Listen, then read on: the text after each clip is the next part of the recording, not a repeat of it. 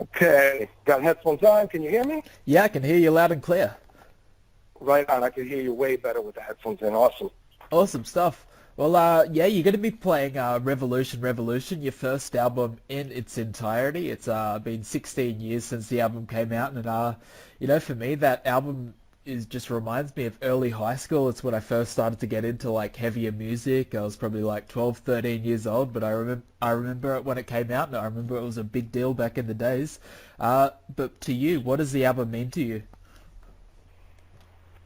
Oh man, the album sums up pretty much so many years of my early adulthood. You Yeah. know, from the moment I guess I started in the music scene when I was about 14 years old. I started jamming with musicians and different bands, and looking back at the lyrics now, I can't really pinpoint where my state of mind was at the time, other than a lot of confusion and a lot of conflict within myself. I would imagine, at least that's what I take away from it now when I read back some of the lyrics. And I've been mentioning throughout all the interviews how lucky I feel that at least I get to come back and perform these songs 15, 16 years later with a little bit more musical maturity, because during the years when we first came out, I was barely learning how to sing, and I was really just trying to find my way.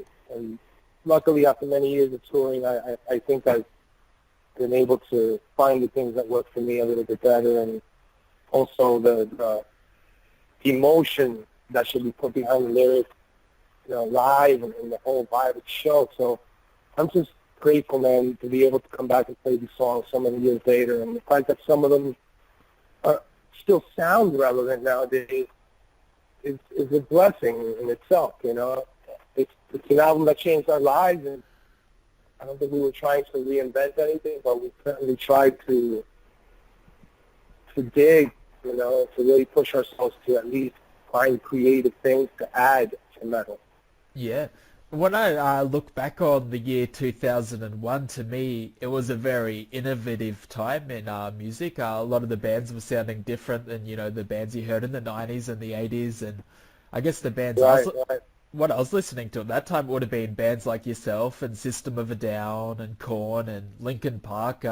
What did you think of the music scene at that time? Like, did you feel like you're part of an innovative movement? Certainly, I'm just grateful that we were able to come out at a time where people at that time, I think, appreciated music a little bit more. They were perhaps paying for it still when we first came out. So, when you pay something, when you pay for something, perhaps you tend to appreciate it a little bit more. But I know that with the state of the music industry the way it is now, there's a lot less risk that goes along to being creative, because people are worried it's not going to sell, and it's not going to, break the ice, and it's not going to stick. So we were just lucky that we came out at a time when it was accepted to be creative, and it was a time when the rock music fans were open-minded. They wanted to hear things differently. They didn't want all the bands to sound exactly alike. They can tag it with the new metal term all they want, Yeah. but truth be it, those bands really didn't sound like each other, Yeah. Korn didn't sound like the Deftones, the Deftones didn't sound like Linkin Park, and to me there's a huge divide between rap metal and nu metal, which I never understood, because a lot of people tend to clump rap metal into nu metal, but to me, it really felt like nu metal was time to be creative, and that's why the term nu, perhaps, is, so many people were tired of maybe hearing the same thing over and over with 80s music. Yeah. Do you think it's kind of an underrated music genre? Because I know look, fair enough, there was a couple of bands from that era that might have sucked, but I think there was definitely, 80% of the bands coming out of that time are really good. Look back on it now, it's good, but, a lot of the elitist metal fans would be like, oh, But new metal sucks. But do you think it's underrated? do I think what is underrated? Like the That new metal time? scene, yeah, that time. Oh, no way. No way. It's not underrated at all. It's just, it became cool to hate it, just like it became cool to, it became cool to dislike it, just like it became cool to dislike 80s metal in the 90s. Yeah. You know, that's all it was. It's not that it's underrated. It's just people either grow or close their minds. And, you know, I think that the metal scene after new metal needed its own little growth, and metalcore kind of offered that. You know, it took music a little bit more in the extreme direction.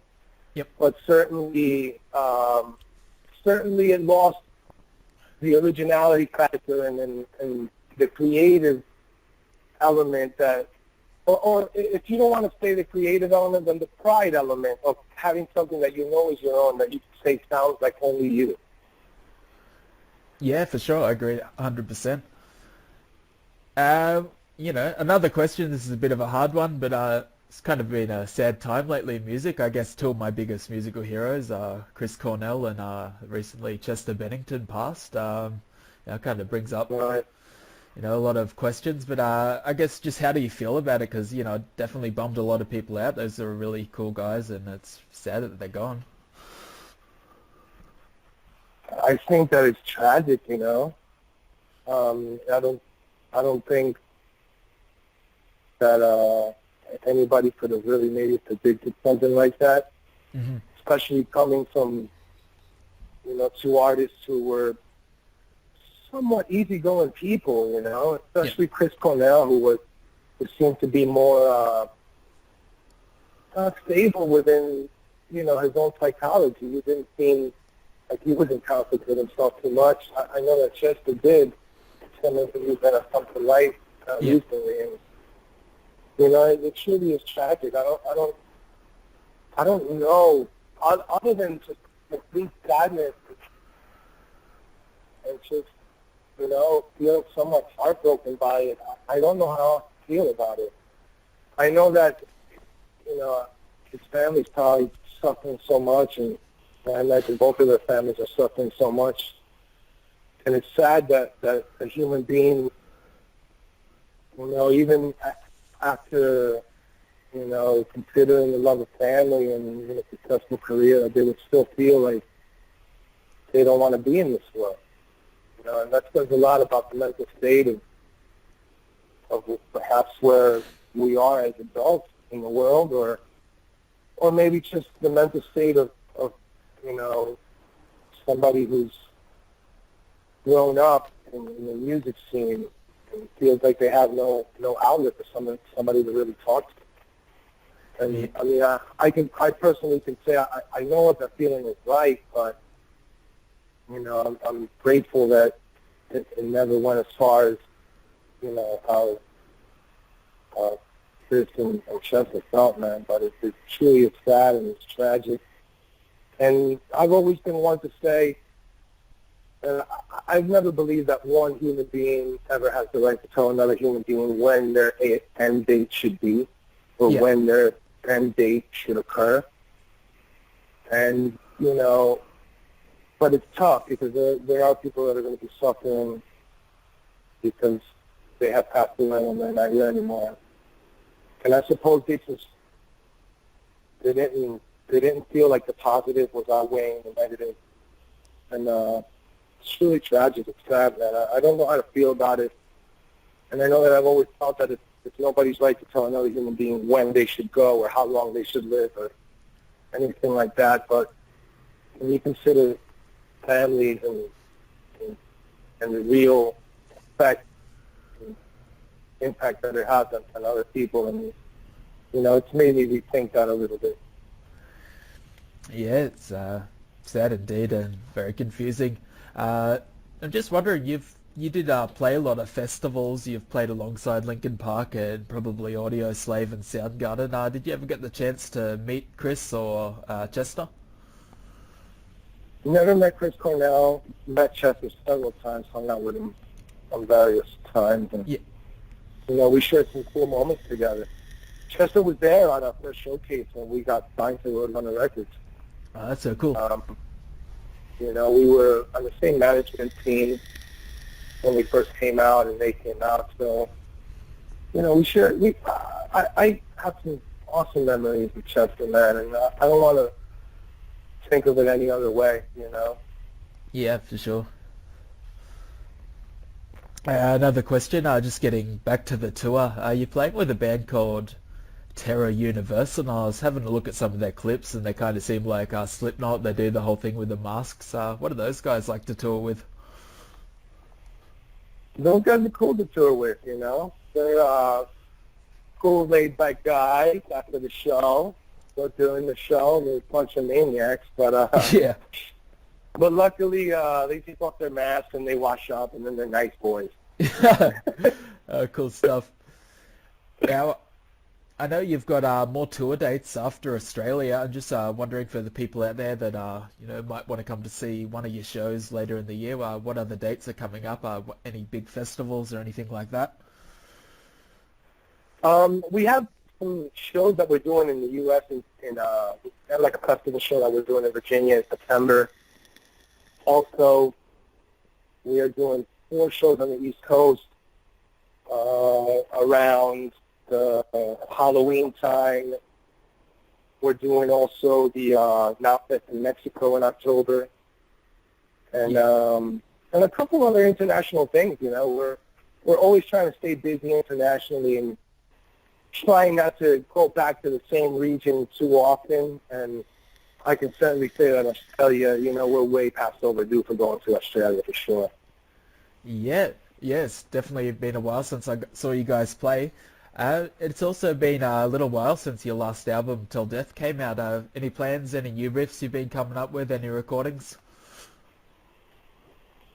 We'll probably get to starting to put some music together for an album next year for sure. You know, I know we've all started writing, but we haven't gotten together yet to really put any of the final songs together for the album. You know, it usually entails us flying in, and we live all over the country and stuff like that. Yeah. But we've already started getting creative, and we're definitely anxious to start putting a new album together for 2018. Yeah, are you still with Victory Records? Yes, we are. Ah, cool as. Awesome stuff. Well, that's all the questions I've got written down, but I'm looking forward to the tour. I'm going to be taking some photos, so I'll tag you on Instagram and Facebook and all right that on, stuff. man. What show are you coming to? Brisbane. Be there next Sunday, so if I see you there, I'll say hi. Beautiful, man. Yeah, man. Hit up John and make sure that he's got you taken care of, and then that way we can meet up and say hello. Okay, awesome, man. Well, thanks very much, Christian, for taking your time out to talk. I know you've got a fair few interviews, so it's good that, you know, you're doing it for me. Oh, no, man. I appreciate you even requesting an interview, brother. I really appreciate it. Thank you so much. I look forward to meeting you. Awesome, brother. Enjoy your day. Right on, man. Take care. Bye.